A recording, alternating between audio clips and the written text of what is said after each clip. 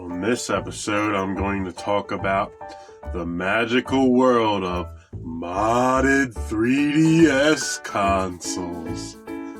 I just got this modded 3DS XL on eBay. It costed about $190 with shipping, which is a little bit more than a regular 3DS XL, but I figured it was worth it for the convenience of having one already modded. And I'm going to show you what you can do with a modded 3DS. Nintendo is closing the eShop in only 6 days. 3 plus 3 is 6. And this is my third video about the 3DS. So, a modded 3DS system will have this app called FBI. And if you click on it, you can download more 3DS games through the power of the internet and QR codes. So, go down to remote install, press A, and then click scan QR code. There's a website online called the Eshop, and you can even download any 3DS games, and it even has DSiWare and virtual console games and more. They even have virtual console games that you can play, such as The Legend of Zelda, the Minish Cap, and it has NES and Super Nintendo games you can play, Sega Game Gear, Sega Genesis. All you gotta do is scan the QR code with the 3DS camera, then it will start downloading directly to the 3DS. And then you press the A button and it will start downloading. So this is only 16 megabytes, so it should download pretty fast. Yeah, you can see it downloading. Some of the big 3DS games that are 3 gigabytes or something, like Fire Emblem and Persona Q, might take an hour or 2 or more to download, depending on your internet speed. But there's so many games you can play. They have all the 3DS games. They have extra stuff, themes. You can even download movies, apps, homebrew, movies and TV. I actually downloaded Dragon Ball Z Dead Zone, which is only like 500 megabytes. And here, my install finished.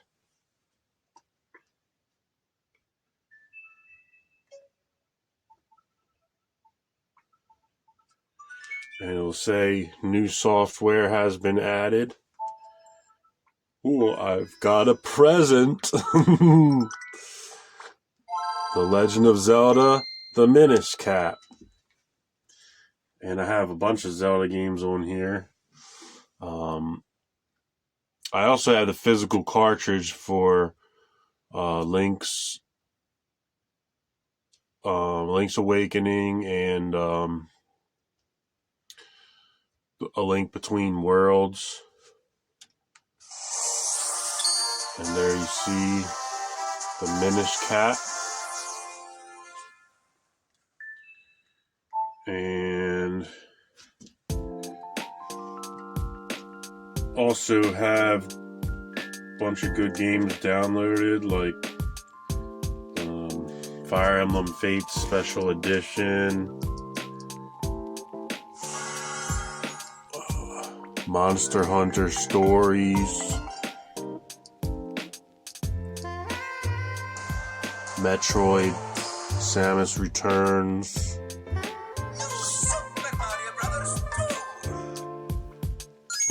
Defenders of Oasis, a Game Gear game, Ninja Gaiden for NES, Crystal Warriors for Game Gear, Sonic Drift 2, Dragon Crystal, Mario Kart Super Circuit for Game Boy Advance, Liberation Maiden, which is a digital only 3DS game that you won't be able to get anywhere else when the eShop closes. Also got really good expensive games like Dragon Quest VIII, which would cost you $100 for a physical cartridge.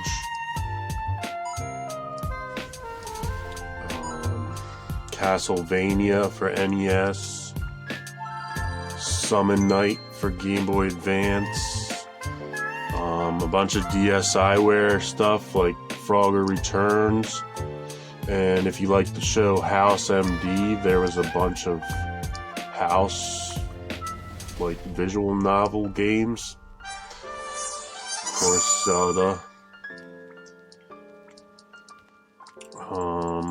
Oh yeah, let me show you Dragon Ball Z.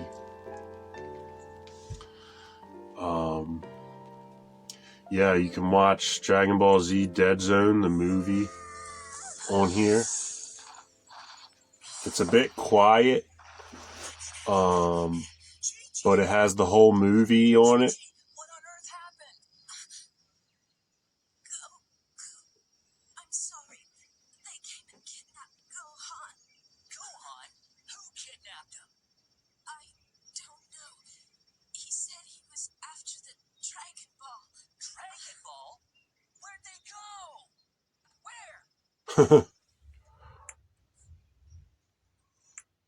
Where? And you can skip ahead with like the stylus or your finger.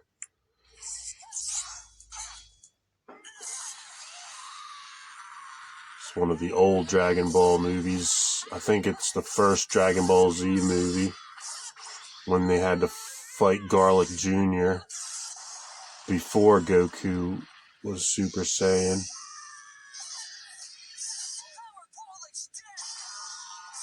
And he still had the power pole from the original Dragon Ball series. Anyway, yeah, it's really cool what you can do with the modded 3DS. And if you don't want to mod one yourself, there's plenty for sale that are already modded on Facebook Marketplace, eBay, Mercari, and stuff. So, and I heard it's pretty easy to do. I never modded one myself, but I have modded a Wii, and I have, which I think the Wii is the easiest system to mod. I looked at the instructions for the 3DS, and it seemed slightly more complicated, but I could probably do it. Could just Google it and there'll be instructions right there, or look at a YouTube video. I could leave links to YouTube videos that explain what to do. But yeah, maybe I'll do some more videos about the magical world of modded consoles and emulation. As long as Nintendo or somebody don't get mad and try to take down my videos. But Nintendo's closing the eShop, and I usually prefer physical games, but the 3DS games are going to get too expensive. Like, I love Dragon Quest VIII, but I'm not paying $100 for it. and I want to try Monster Hunter Stories, but I don't want to pay $60 for a complete box cartridge. The prices are getting ridiculous. There's even some games like DS games that are like $300 or $400. Some Pokemon games that are over $100 to $200. But for DS, you don't even have to mod the console for original DS games, because you can buy like this 489-in-1 cartridge, which has all the Pokemon and Mario games and a lot of other games. And since it has a slot for the micro SD card, it's easy to download and add whatever games you want. So if there's bad games on there that you don't like there'll probably be a bunch of shovelware Sudoku games on there or something, you can delete them and add different games. Like I deleted some and I added all the Final Fantasy games, and I added Radiant Historia and some other good RPGs. Solata Robo Red the Hunter is like a $400 DS game. That's really rare, and I put that on there. So yeah, you don't even have to mod the system if you just want to play DS games. But yeah, definitely getting a modded system or doing it yourself is worth it. And